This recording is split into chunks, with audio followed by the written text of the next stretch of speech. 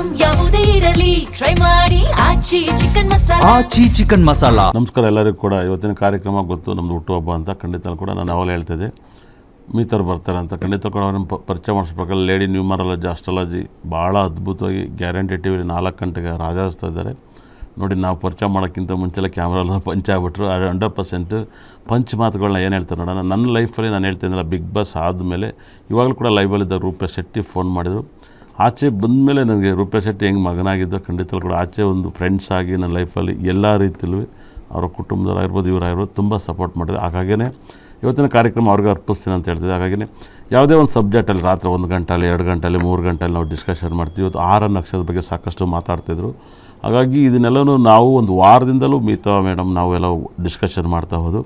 ಹಾಗಾಗಿ ನೀವು ಎಂದಿನಂತೆ 4 ಸ್ಲಾಟ್ ನೋಡ್ತಾಯಿದ್ರೆ 100%. ಇವಾಗ ಮೀತಾ ಮೇಡಮ್ ಅವ್ರನ್ನ ನಾನು ಹೇಳ್ತಿದ್ನಲ್ಲ, ನನ್ನ ಲೈಫಲ್ಲಿ ಮರೆಯೋಕ್ಕಾಗದ ವಸ್ತು, ಖಂಡಿತಲ್ಲೂ ಕೂಡ ಮತ್ತೆ ಸಿಗಲ್ವೇನಂತ ವಸ್ತು. ಹಾಗಾಗಿ ಅವ್ರ ಕುಟುಂಬದವರಾಗಲಿ ಇವರಾಗಲಿ ಒಳ್ಳೆಯದಾಗಲಿ.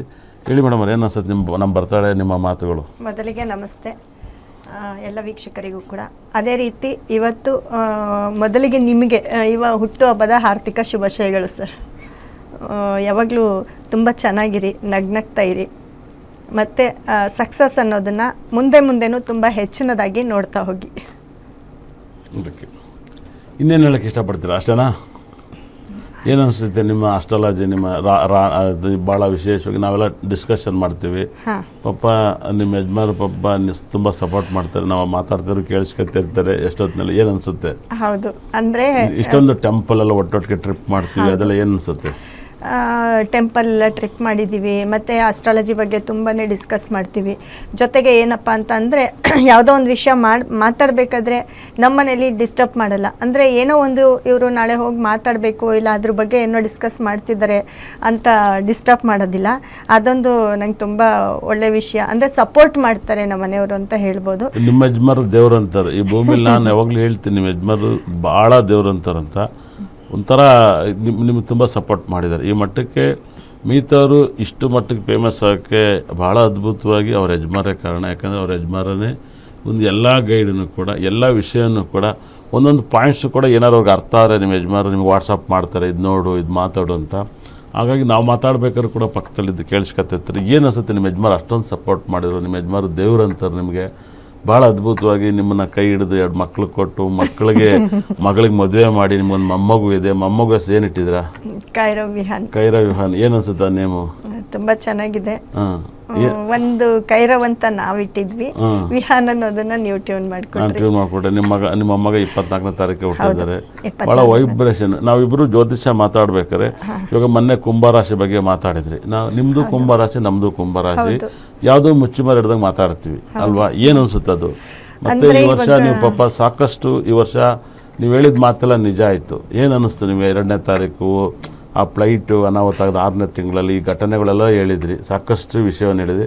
ಮತ್ತು ನಿಮ್ಮ ಲೈಫಲ್ಲಿ ನೀವೇ ಫಸ್ಟು ಕರ್ನಾಟಕದಲ್ಲಿ DK ಶಿವಕುಮಾರ್ CM ಆಗೇ ಆಗ್ತಾರಂತ ಇದೇ ಗ್ಯಾರಂಟಿ ಟಿ ವಿಲಿ ನೀವು ಹೇಳಿದ್ರಿ. ಭಾಳ ಅದ್ಭುತವಾಗಿ ಹೇಳಿದ್ರಿ. RCB ಕಪ್ ಗೆಲ್ಲುತ್ತೆ ಅಂತ ಹೇಳಿದ್ರಿ ನೋಡಿ. RCB ಆಮೇಲೆ ಅವತ್ತು ನಾನು ಹೇಳಿದ್ದೀನಿ ಅಂತ ಕೂಗ್ಯಾಡ್ತಾ ಇದ್ರಿ. ಹೆಂಗೆ ಈ ಒಂದು ವಾರ ಇದ್ದಂಗೆ ಸ್ಟೇಟ್ಮೆಂಟ್ ಕೊಟ್ರಿ, ಈ ಸರಿ ಹಾಗೇ ಆಗ್ತಾರೆ ಅಂತ. RCB 5ನೇ ನಂಬರ್ ಗೇಟ್ ಈ ಸರಿ ಪಕ್ಕಾ ಕಪ್ ಗೆಲ್ತಾರೆ ಅಂತ ಹೇಳ್ತಿದ್ರಿ.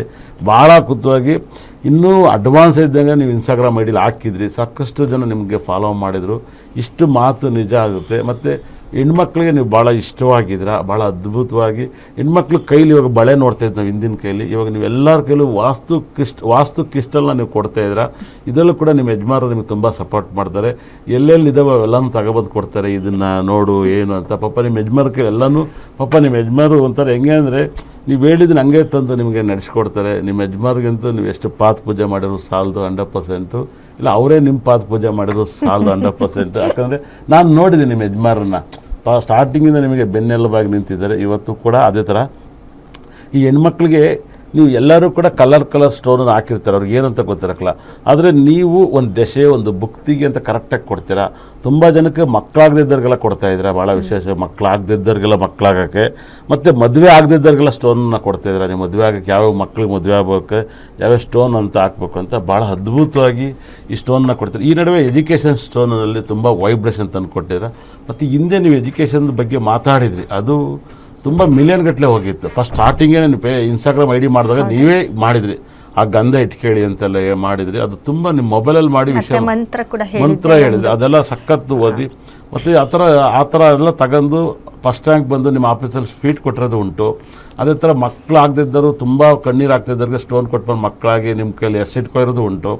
ಮತ್ತು ಮದುವೆ ಆಗದಿದ್ದರು ಕೂಡ, ಯಾಕಂದರೆ ಆ ಏನು ಪರಿಹಾರ ಇದೆ ಅದು ಮಾಡ್ಕೋಬೇಕು, ಸುಮ್ಮನೆ ಕೇಳ್ಕೊಳ್ಳೋರು ಆಗಲ್ಲ. ಒಬ್ಬೊಬ್ರು ಬರ್ತಾರೆ, ನೀತಾ ಮೇಡಮ್ ಅವ್ರು ಆನ್ಲೈನಲ್ಲಿ ಕೇಳೋಕ್ಕೆ 2,000 ಆನ್ಲೈನಲ್ಲಿ, ಆಫೀಸಿಗೆ ಬಂದರೆ 2,400 ಬಾಡಿಗೆ ಕಟ್ತಾರೆ, ಸ್ಟಾಪ್ ಇಟ್ಟಿರ್ತಾರೆ. ಬಂದವರೆಲ್ಲ ಬರೀ ಜ್ಯೋತಿಷ್ಯ ಕೇಳಿಬಿಟ್ಟು ಹೋದರೆ ಖಂಡಿತ ಅಲ್ಲೂ ಕೂಡ ವರ್ಕ್ ಆಗಲ್ಲ. ಅವ್ರು ಹೇಳೋದಂಥ ಮಾತು ಪರಿಹಾರವಾಗಿ ಬ್ಯಾಸ್ಲೆಟ್ಟು ಸ್ಟೋನನ್ನು ಕೊಡ್ತಾರೆ. ಅದು ನಿಮಗದು ಸ್ಟೋನು ಕೂಡ ಅನ್ನಿಸ್ಬೋದು. ಅವರು ಅದರಲ್ಲಿ ಪ್ರೇಯರ್ ಮಾಡಿ ನಿಮ್ಗೆ ಒಳ್ಳೇದಾಗಲಿ ಅಂತಲೇ ಪ್ರೇಯರ್ ಮಾಡಿಕೊಟ್ಟಿರ್ತಾರೆ. ಎಲ್ಲದೂ ಕೂಡ ಯಾವಾಗಲೂ ರಜನಿಕಾಂತ್ ಹೇಳ್ತಾರೆ, ತುಂಬ ಒಳ್ಳೆಯವ್ರನ್ನ ನಯಿಸ್ಬಾರ್ದು ಅಂತ. ಖಂಡಿತ ಅಲ್ಲೂ ಕೂಡ ನನ್ನನ್ನು ಯಾರು ನೋಯಿಸ್ತಾರೆ, ನನ್ನ ಬಗ್ಗೆ ಯಾರು ಮಾತಾಡ್ತಾರೆ, ಅವ್ರ ವಂಶ ಸರ್ವನಾಶ ಹೋಗ್ಬಿಡುತ್ತೆ. ನನಗಿರೋ ನಂಬಿಕೆ ಅದು, ಬದುಕೋಕ್ಕೆ ಇರೋಲ್ಲ. ಖಂಡಿತ ಅಲ್ಲೂ ಕೂಡ ನಾನು ಇದನ್ನು ಒಪ್ಪನ್ ಚಾಲೆಂಜ್ ಮಾಡಿ ಹೇಳ್ತೀನಿ. ಇದನ್ನು ನಾನು ಹೇಳಲ್ಲ, ನನ್ನನ್ನು ಹತ್ತಿರದಿಂದ ಮೀತಾ ಮೇಡಮ್ ಅವ್ರು ಹೇಳಿದ್ದಾರೆ. ನಾನು ಏನಾದ್ರು ನೊಂದ್ಕೊಂಡು ಆದರೆ ಸರ್ವನಾಶ ಆಯ್ತಿರಲ್ಲ ಮೇಡಮ್ ಅವರೇ. ಯಾಕೆ ಈ ಮಾತನ್ನ ಭಾಳ ನೆಮ್ತೀನಿ ಯಾವಾಗಲೂ? ತುಂಬ ನೋಡಿದ್ದೀನಿ ಕೂಡ ನಾನು, ಯಾಕಂದ್ರೆ ಹತ್ರದಿಂದ ನೋಡಿದ್ದೀನಿ. ಯಾಕಂದ್ರೆ ನಿಮ್ಮ ಆಲೋಚನೆ ಏನಿದೆ, ಏನು ನೀವು ಮಾಡ್ತೀರಾ ಅನ್ನೋದು ಎಲ್ಲರಿಗಿಂತ ಹೆಚ್ಚಾಗಿ ನಂಗೆ ಗೊತ್ತಿರುತ್ತೆ. ಯಾಕಂದ್ರೆ ನಾವು ಎಲ್ಲ ವಿಷಯನೂ ಕೂಡ ಒಂದು ನಿಮಿಷ, ಒಂದು 5 ನಿಮಿಷಕ್ಕೆ ಏನೇ ಯಾವುದಾದ್ರೂ ಒಂದು ಆಕ್ಸಿಡೆಂಟ್ ಆಯಿತು ಅಥವಾ ಒಂದು ನಂಬರ್ ಬಂತು, ಏನೇ ಒಂದಾದ್ರೂ ಅದ್ರ ಬಗ್ಗೆ ಡಿಸ್ಕಸ್ ಮಾಡ್ತೀವಿ. ಅಂದರೆ ಮಾಧ್ಯಮಕ್ಕೆ ಮುಂಚೆ ಫಸ್ಟು ನಾವು ಮಾತಾಡಿಕೊಂಡು ಡಿಸ್ಕಸ್ ಮಾಡಿ ಅದನ್ನು ಹೇಗೆ ಹೇಳಬೇಕು, ಇದನ್ನು ಯಾವ ರೀತಿ ತರಬೇಕು, ಇದು ಮಾಡಿದ್ರೆ ಹೇಗಾಗುತ್ತೆ ಅನ್ನೋದು ಮಾತಾಡಿಕೊಂಡು ಅದು ಏನಾಗುತ್ತೆ ಅನ್ನೋದು ತಿಳ್ಕೊಂಡು ಆಮೇಲೆ ಬಂದು ನಾವು ಕೂತ್ಕೊಂಡು ಮಾತಾಡುವಂಥದ್ದು ನಾನು. ಅದರಲ್ಲೂ